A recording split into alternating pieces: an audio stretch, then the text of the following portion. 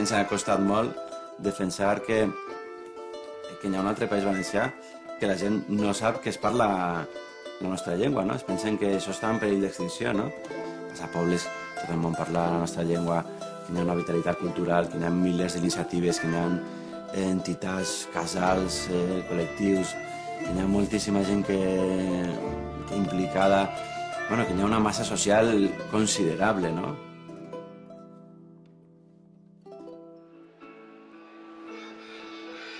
Les trobades, les festes per la llengua, com vulguem dir-li, són el buc insígnia de l'Escola Valenciana. Se porten 25 anys fent trobades, reunint a més de 200.000 persones cada any, i aquest fet que cada primavera hi hagi 20 i tantes trobades suposa això, que esclata d'alguna forma aquesta cultura i aquesta festa reivindicativa per defensar una política lingüística més real i efectiva del valencià i per demostrar que podem continuar sent un poble en futur i un poble en moviment.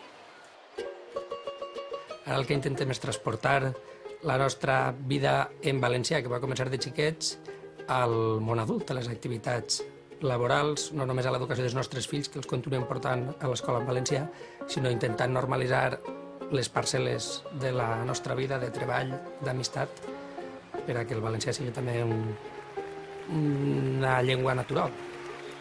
També caldria, jo penso que és una qüestió també d'educació, de fer més visible el valencià a tot arreu. Clar, si ens adaptem i continuem sent invisibles, doncs no arribem enlloc. Jo penso que hauria d'haver una normalitat, tant a televisió com a ràdio, de fer-ho tot com nosaltres vulguem, no? I fer-nos visibles.